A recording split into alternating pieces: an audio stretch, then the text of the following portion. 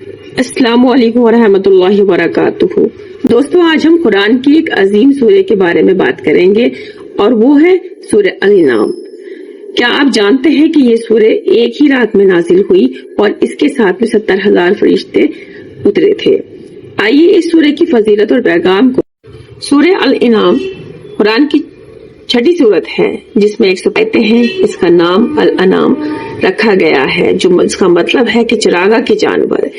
इस सूरह में अल्लाह ने उन्हीं जानवरों का जिक्र किया है जो इंसान की रोजी, कुर्बानी और जरूरत के लिए पैदा किए गए हैं।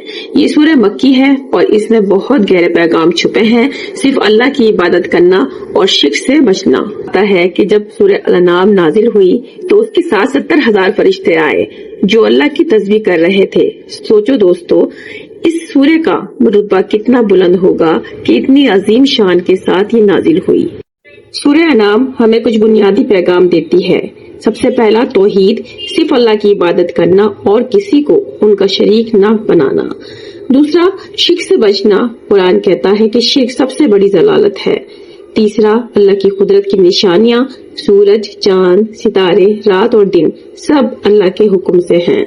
चौथा, रिसालत, नबी पाक सल्लल्लाहु अलैहि वसल्लम की दावत हक है। जो उनकी बात मानता है उनके लिए निजात है और जो इनकार करता है उनके लिए अजाब। दोस्तों, सिर्फ तिलावत करना काफी नहीं है, कुरान हमें समझना और अमल करने के लिए दिया गया है। आइए हम सूरह अनाम की आयत को समझने की कोशिश करें, उन्हें अपनी जिंदगी में उतारें और अपने ईमान को मजबूत बनाएं। शुरू करती हूँ अल्लाह के नाम से जो निहायत मेहरबान बड़े रहम वाले हैं। तमाम तारीफें अल्लाह ही के लिए लायक हैं जिसने आसमानों को और जमीन को पैदा किया और तारीकियों को नूर को बनाया। फिर भी काफी लोग दूसरों को अपने रब के बराबर करार देते हैं। वो ऐसा है जिसने तुमको मिट्टी से बनाया, फिर एक वक्त मुय्यन किया और दूसरा मुय्यन वक्त खास इसके यानी अल्लाह ही के नजदीक है।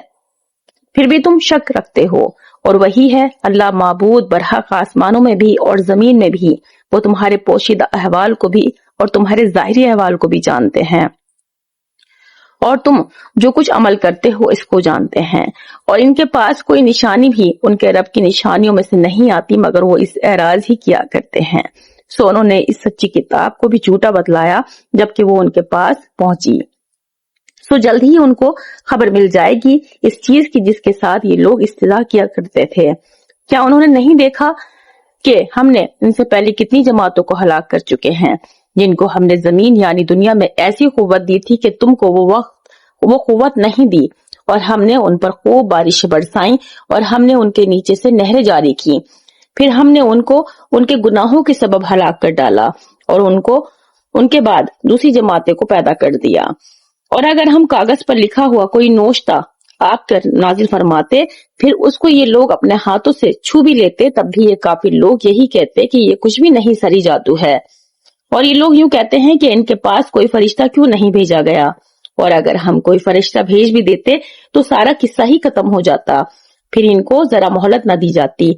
और अगर हम इसको फरिश्ता तजवीज करते तो हम इसको आदमी ही बनाते और हमारे इस फैल से फिर इन पर वही अश्काल होता जो अब इश्काल कर रहे हैं। और वाकई आपसे पहले जो पैगंबर हुए हैं उनके साथ भी सजा किया गया। फिर जिन लोगों ने उनसे तमस्कर किया था इनको इस अजाब ने आ घेरा जिसका वो तमस्कर उड़ाते थे।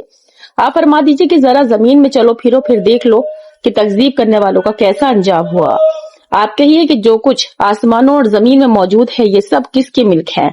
आप कह दीजिए कि ये सब अल्लाह ही के मिल्क हैं। उसने यानी अल्लाह ताला ने मेहरबानी फरमाना अपने ऊपर लाजिम फरमा लिया है। तुमको खुदा ताला क़यामत के रोज जमा करेंगे, इसमें कोई शक नहीं। जिन लोगों ने अपने को जाया कर दिया है सो वो ईमान न लावेंगे। और इसी की यानी अल्लाह ताला की ही मिल्क है जो कुछ रात में है और दिन में रहते हैं। अल्लाह हमें कुरान की हिदायत को समझने की तौफीक अता फरमाए और हमें शिर्क और गुमराही से हमेशा बचाए। आमीन या रब्बुल आलमीन। अगर आपको ये वीडियो पसंद आई हो तो आप लाइक करें, शेयर कर दें ताकि कुरान का पैगाम हर घर तक पहुंचे। जज़ाकल्लाहु खैरा।